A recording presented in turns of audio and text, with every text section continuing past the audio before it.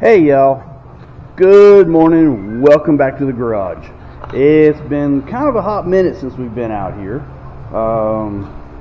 Y'all saw the trip to Eldora. Absolutely awesome. I cannot express how much fun that was, how that was a bucket list. I will do just a quick recap though, since this is my first video back from Eldora. Y'all saw we went up on True Travel on Tuesday, got up there. Cincinnati traffic sucks. There is no way around that. But from there, the trip to Eldora was pretty easy once you got through Cincinnati. When they say the traffic is the track is in the middle of nowhere, they are not kidding. It is in the middle of nowhere. There is nothing around. You've got a Dollar General about, I don't know, 10-15 minutes away. I think the nearest, you got a couple little towns out there, but there ain't much to them. So if you really need to go to town, you've got to run, I don't know, it's like 20-25 minutes, something like that, back towards Greenville, Ansonia, and a couple of towns. They're there, but there just ain't a whole lot to them. They're talked about dots on a road map. They're cute little towns, don't get me wrong, nothing against them, but there's just not a whole lot there. But anyway, the racing was absolutely spectacular. I cannot emphasize enough how if you're gonna make a trip, that needs to be a bucket list. We are talking about going back to the World 100 Eldora next year. We've already kind of got this year more or less sort of booked up. So we're talking about going back to the World 100 next year. So we're going to see if we can make that happen. Yeah, that was absolutely amazing. We did leave early. We left Saturday before racing. There was a line of thunderstorms coming through. We rode out the first one Saturday morning, and it was pretty brutal. Next thing you know, there's people packing up and leaving. I'm like, where's everybody going? And the guy next to us was packing up and leaving. And I asked him, I says, you know something we don't know? You mean you're like getting ready to bail out here? And he goes, yeah. He says, there's another line of storms coming through. He said, they're supposed to, for this evening, the weather service has already got severe thunderstorm warnings out, and there's hail warnings and wind advisories, and he said it's supposed to be pretty bad. And as we kept watching people leave, we discussed amongst ourselves, do we really want to stay for this, or should we think about the same thing? And so we went ahead and we decided to pack up and leave. And sure enough, about 5 o'clock, about the time we would have been heading over to the track, the next line of storms come through, and it dropped like 3/4 of an inch of rain in, I don't know, 30 minutes or so. It was just wow. And then from there, there was, I think they had another line come through about an hour later or so that dropped another like half inch of rain. The pits were flooded. I mean, there's people wading through the pit area there. The hail, people were picking up handfuls of hail up there. But we watched all that. I put Flow Racing on my phone as we were coming back down the road, streaming it, and we ended up. Pat, my dad, got to watch it while I was driving. I got to listen to it coming down the road. The final night, we got home about 2 a.m. Sunday morning from Eldora. But yeah, we're going to go back. We will do this again. In the meantime, let me get you caught up on what we got going on in here. Last couple videos, just as a quick synopsis, you saw we got our starting issues with the motor fixed. She runs, she lives. You saw me put the starter button in. That worked out really, really well. So today, what we're going to do is, and I have been excited for this for quite a while. We got a pile of parts over here that I have been collecting over the last probably month or two now. But we're going to build a spring smasher. If you don't know what a spring smasher is, I'll see if I can get you caught up, get you filled in on it. A spring smasher is a tool that is used in racing to simulate load on a particular corner of the car as it's running through its motion, as it's going through dynamics. In the old days, we would put the car up on scales and we would get our corner weights based on our corners at static, at ride height. And if you're really good, you figured out how to pull the car down to try to simulate load as it was going through motion. Well, as time has gone on and the racing industry has gotten smarter, somebody has figured out that you can take the shocks and springs off the car, put them into a device, and you can literally smash them or compress them to simulate load going in on the car in the corner. Or in some cases, like for the left rear, where it's actually on the dirt late model, where it's actually extending the shock and spring. But those are expensive tools. They start out, depending on how it's loaded, to $2,200, $2,500 and up, depending on the bells and whistles and the digital readout, and if it has a spring unloader, and if it's got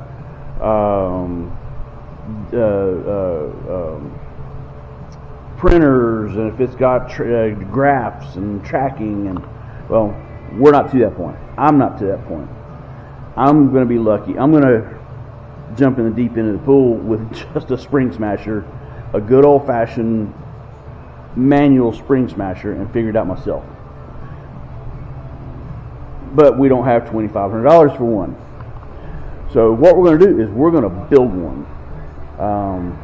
This has been in the plan for a while. This is one of the final pieces of the puzzle to help getting the race car ready to go. Again, in the old days, we put the car on the scales, we'd scale it. The car still has to be scaled, don't get me wrong. We still have to do the scale on it. We still got to set on scales, set our corner weights and our static corner weights, our left side percentage, rear percentage, and our total weight, and so we know where to put lead in the car. So we still need scales, it's just not as big of a deal as it used to be. Now the spring smasher comes in. So we're going to build a spring smasher. I've done a lot of research. I've only seen a few people online who have actually done them. So I've taken parts and pieces from their ideas, and I have parts and pieces of my ideas, and I have a few ideas from spring smashers the expensive spring smashers that companies have built.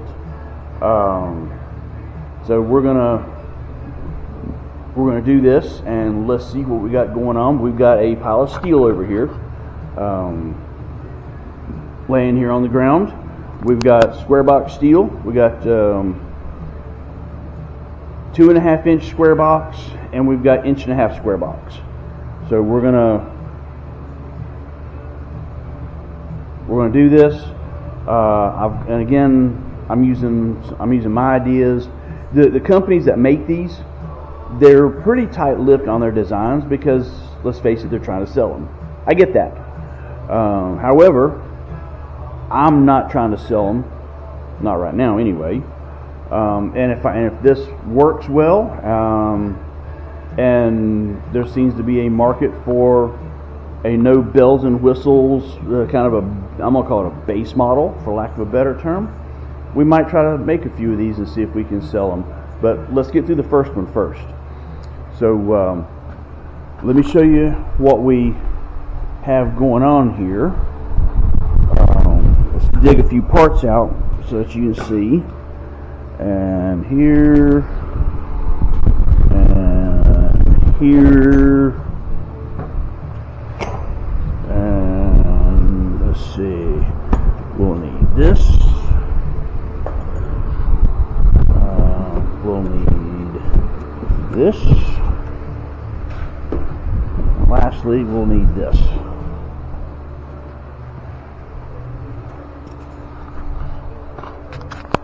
And since it's still in the morning, we're still in coffee mode, and it's just regular old coffee. Okay, so in order to do this, we've got to have a mechanism that runs up and down to compress or extend the spring. So again, these companies that are building spring smashers, I don't know what they're using. Again, they don't tell you. However, what we're using, let me get you flipped around here. We're going to use a trailer jack. It's a 5,000 pound motorized trailer jack. I know that sounds crazy. Trust me, let's see how it works.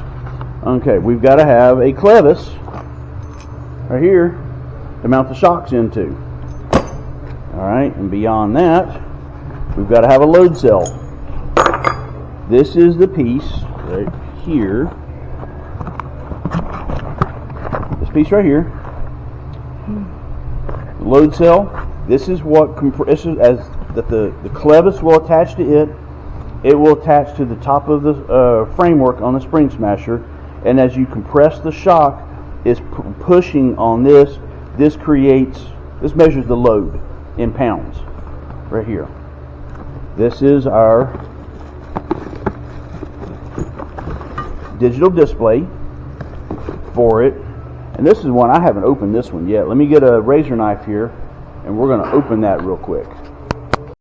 Okay, now that I got all the packaging open, this is a digital linear scale, meaning what it does, it measures the amount of travel in inches and whatnot. It's got a couple different settings on here, so we can measure from the point of where we start our like at our static ride height. If our ride height, let's just say, is 19 inches center on the coilovers, and we need to compress it 3 inches for our load number. Well, we can actually set this at 0 and track it 3 inches and stop it, and that'll give us our load number. But what this does, this measures the amount of travel for the coilovers.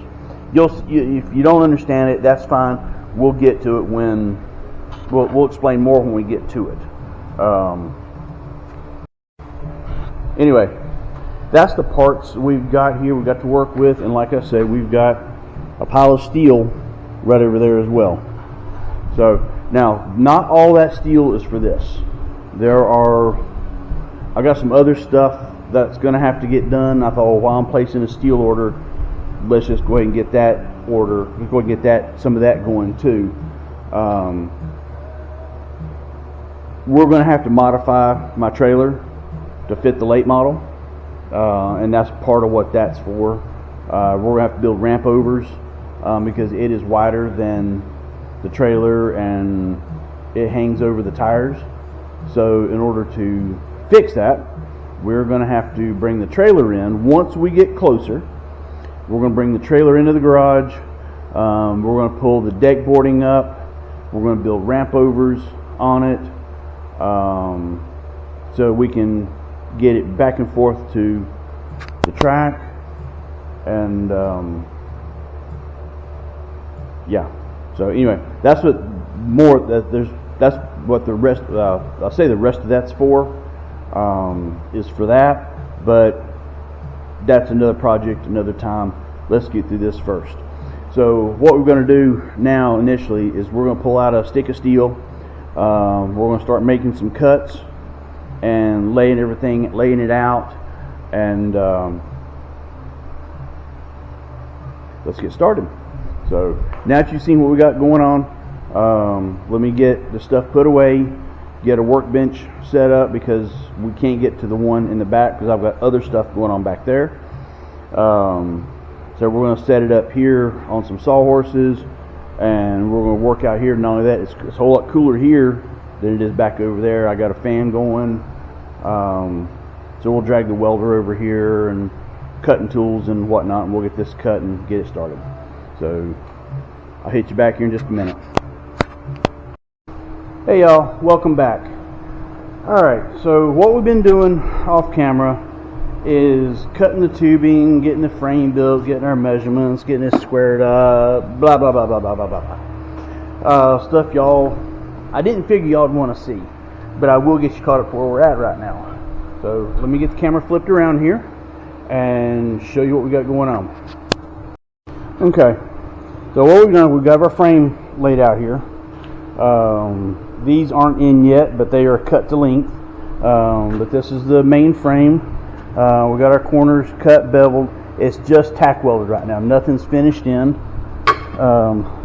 Move this welding ground out of the way. We got our angles put in here. Everything's squared up.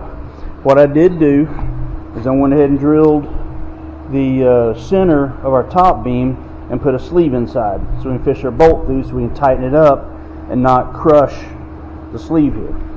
The other thing that's going to happen that hasn't happened yet is we're going to put an angle. We're going to cut some more tubing, probably cut some 1.5 inches, and put a tubing into an angle in here for brakes here and on this side over here. This is where the top of the shock will go here, and this is our load cell that gives our measurement, and this runs down to our digital display. Everything's just screwed in right now. We got to finish weld. We got to do some cleanup, little grind here and there. But this is what we're up to right now.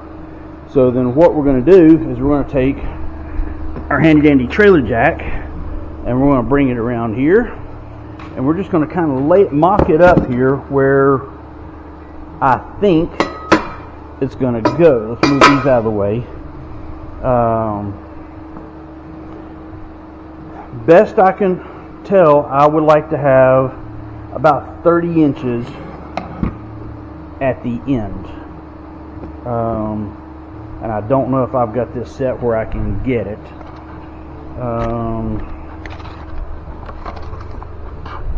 No, I've got to make some adjustments here, move the frame further up now that I got this end done, so I can start laying the jack out down here, because right now everything's kind of hanging off. So let me get moved and I'll be right back. Okay, so you see here's a strap I put on supporting the motor and the gearbox down here. Now on this end, this is the clevis, and this was the foot right here, and it is, pull the pin out, it is adjustable. So if you're running really short shocks, and you don't want to extend this all the way out, you can pull this up to take up some of that distance. So I thought that was kind of a cool feature, although it shouldn't really be needed for what we're using it for, but it is still a pretty cool feature. So if somebody needs to come do their shocks, want to check theirs, and they got short shocks, we can put them on here and be good to go. So, but here's how we're starting to look now. So you can see, got your load cell up here, right there. You have a clevis, you have another clevis here, and you have the ram that this is going to extend out to compress up here. So that's where we're at right now. Now the next thing is going to be to cut this block, and I've got one more to fit around this right here so that this can be situated and taken care of. Make sure it don't move the way anyway. But anyway, that's where we're at right now. That's an update. It's coming along really nicely. I just spilled some of my water, by the way.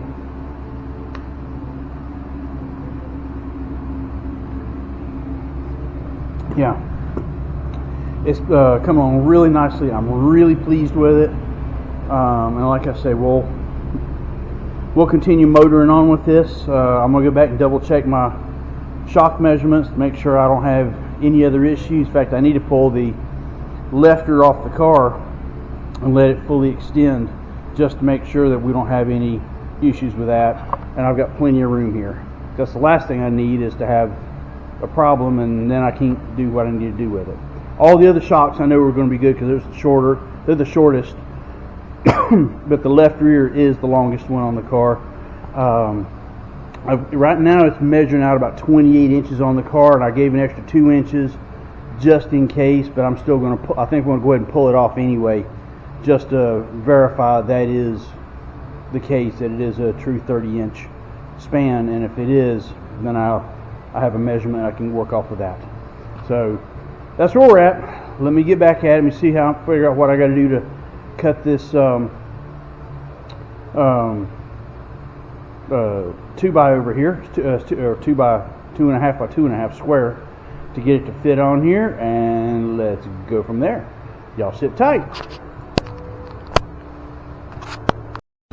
Hey y'all, welcome back. Alright, I think we ran into a roadblock for the day. I've been trying to hand cut. I don't have a hole saw the right size to fit around the jack.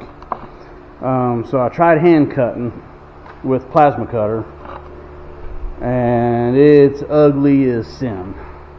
So, and I don't know that I can fix it. So I may end up having to cut another tube tomorrow. Meanwhile, I think we've got plans for this evening. We're going to a Father's Day get together with some friends. So I think what I'm going to do is I'm going to go inside, clean up, and we're probably going to stop by Lowe's on the way out. I will get a hole saw the size that I need, and then I can hand finesse it for clearance. I think that's what's going to happen.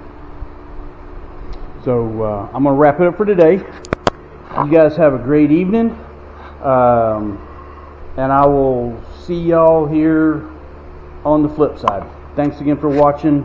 I'll see you later. Good morning, y'all. Welcome back to the garage. Happy Father's Day to all the dads out there. We're back here working on our spring smasher. Got up and got going. Well, sort of. Slept in a little bit, but we're getting a little later start, but that's okay. It is hot today, though, so I don't know how long we're going to work, but we'll see how long it goes. But we got us a hole saw. Should be the right diameter for the jack. So I'm really not happy with the one that I cut out yesterday. So we're going to cut. I have 2 cut already, or 2 pieces cut. I've only got 1 I have holes cut in. So I'm going to cut the second one, see how it fits, and if it works the way I want it to, then I'll go and I'll cut 1 more piece and blow holes in it. But let's try this first and see what we get, see how it works out. Meanwhile, let me get you guys flip back around here, get you caught up from yesterday, so you can see what where we left off and where we're going today. So sit tight. Okay, so if y'all remember, we're building a spring smasher. We got our frame all tacked together, squared up, ready to go. We have our load cell on it. We have our top clevis on here. We have our our lower clevis for shock mounting on here. It is adjustable. We have our power jack, motor, transmission, and So what we're going to do is we're going to take a second piece here, right here, and it's going to sit in here. We're going to blow a hole through the center to fit over this end, and this is going to support it as it's pushing up, and we'll cut a second one to go down here, probably right under the plate here, for this to sit on, and that'll, so as this pushing up, it's supported here by this one, and we'll have another one, and I may reuse this one down here, cut it, split it, and then reinforce it to basically kind of clamshell over this one. But we'll cross that bridge when we get there. We'll see how it works out. So that's where we're going today. My hope is today, once we get all this tacked into place, we can stand it up, put the legs up, put the base and the legs on it, get everything tacked together, so that all I've got to do is go through and burn everything in. If we can get everything burned in, we can set it, I can disassemble it, get it cleaned up, set for paint, and we'll get it painted. I don't know that we'll go that far today. But if we can at least get the fab work side of it done, I'll be happy. And then I can work on it this week after work. Come in and finish cleaning it up and getting it painted and reassembled and whatnot. So let's jump on this and get this first hole blown through here. Make sure this hole saw is going to work the way we want it to, and we'll go from there. So y'all sit tight and let's go to work on this. Hey y'all, welcome back. Okay, we made some pretty good progress off camera. I finished cutting the braces. The 2 1/4 hole saw is just about perfect, particularly once I cleared the powder, got the powder coat ground off the tube, off the jack tube. It's a real nice tight fit. I did decide the one that I cut that I didn't like, I'm going to use it, because what I did is I split both sides of it. I'll turn around and show you in just a minute, and fit it as a clamshell. And then I'm going to take a piece of 1.5 inches back over here and lay across it like strongback. So basically I'm reinforcing the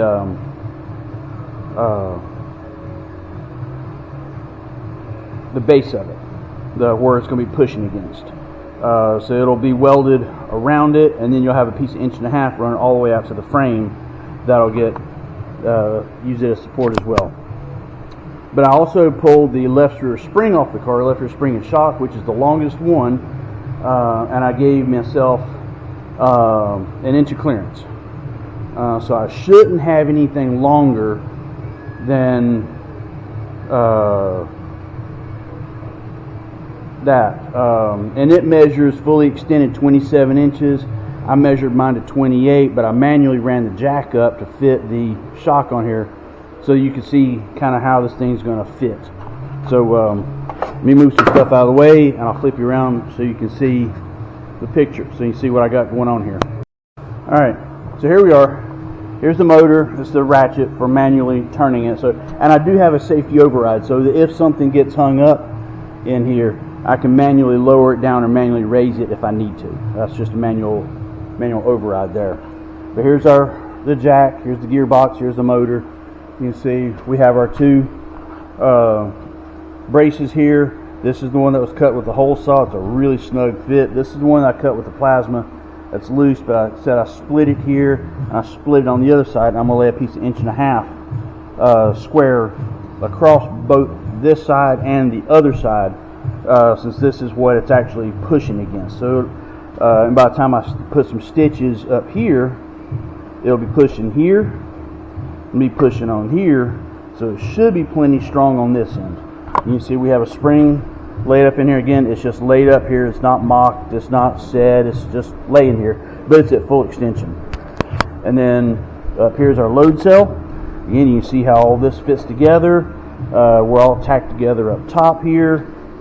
So, and we'll spin it around this way so you can look down it. But that's what we got going on here. So what we're going to do is I'm going to tack all this up, and I'm going to stand it up and make sure that everything is straight and vertical. I'll drop plumb bobs off the top one and put a level on it just to make sure that everything is straight and true. And if we're all good there, I'll start burning everything in. So I'll hit you guys back up here in just a little bit. Hey y'all, welcome back. Well, we have a problem. Houston, we have a problem. I was starting to weld everything. The welder started acting really funny. Like something was behind. I kept playing with it was kind of spotty. So I kept playing with the settings on it, and it'd clear up and it'd weld real good for a little bit, and it'd start acting wonky again. And I kept messing with it, and I got the top section pretty well welded up. I was working down here around the jack, and all of a sudden it just stopped. I thought, am I out of wire? So I came back, looked, oh, not out of wire. I thought, well, did it burn at the tip? So I took the tip apart. No, all good there. So I went in and I cut it at the machine, and wrapped it up so it wouldn't bird nest on me. And I can't pull it out of the liner. Something is going on, something weird. So I kept messing with it. So I took the liner apart, or the hose assembly at the machine, and it won't pull out. It's stuck in the liner somewhere. So, and the hose was straight. It's not like it's bent up or bound up or kinked, or there's nothing like that. And it's actually just inside the tip, where the wire goes into the nozzle at the machine. Goes into that little manifold with the electrical connections and the gas feed. And I unscrewed it, and I heard it go pop. I went, hey, it's free. So I went to the other end, and I pulled the wire out. So I went to go feed new wire back into it, and it won't go. You get to look, and then you can see a little piece that's jammed up in there, jammed up in the liner. It's probably a quarter to half inch in. I can't get it. I've tried putting compressed air to it with a blow nozzle, blowing air through it, try to free it up. I can't get it freed up. I don't know what's going on. So, and I've got a spare liner somewhere. I've had it for years. It came with the machine. I got, when I bought it, I got a full parts assembly with it, spare parts, nozzles and tips. I told them, if you want me to pay this much for it, you're going to have to throw in a liner, and they did. And I can't find it now. Now, granted, it's been in storage and it's been moved, and God only knows where it's ended up. But I feel like I have seen it recently, but I can't tell you where. So I am dead in the water right now with this until I can get another liner for the welder. And I have no clue. I'm going to go look over here in this corner. Maybe I put it away over here in one of the cabinets. I'm going to go rummage around and look through there. I haven't looked there yet. I've been about everywhere else in the garage. But I have no clue where it's at. I don't know why I would have stuck it in there. But you never know. I may have thrown it in there and say, hey, I'll just put it in here and I'll come back and get it later. So I'm going to rummage around through there. But if I don't find it, then guess what? We are done for the day. We're done until I can get a liner order, which I'll do that tomorrow morning, either tonight or tomorrow morning. I got to rummage around on the interwebs and try to find me one. But anyhow, we're done for the day. I'll flip you around here so you can see what we've got anyway. Okay.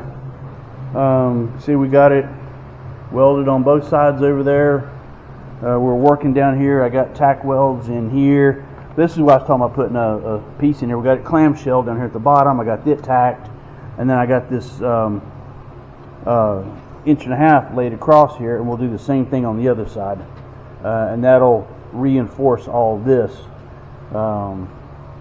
It's heavier than I thought it'd be, but it's built to withstand thousands of pounds of pressure, so it is what it is. So anyway, I'm going to wrap this one up for now, unless I find a liner here in the next little bit. I'll keep digging, I'll keep looking, see what I can find, but I'm just not holding a whole lot of hope right now. I'm not really sure what to do, because I've never, in all my years with this machine and with machines like it, I've never had one do this before. So this is going to be new. I'm going to have to do some research and some digging on it. But like I said, we'll keep looking. I'm going to go through this cabinet over here and see if maybe I stuck it up in here. It is a little bit of a bigger piece, and it's something I certainly didn't want to get kinked.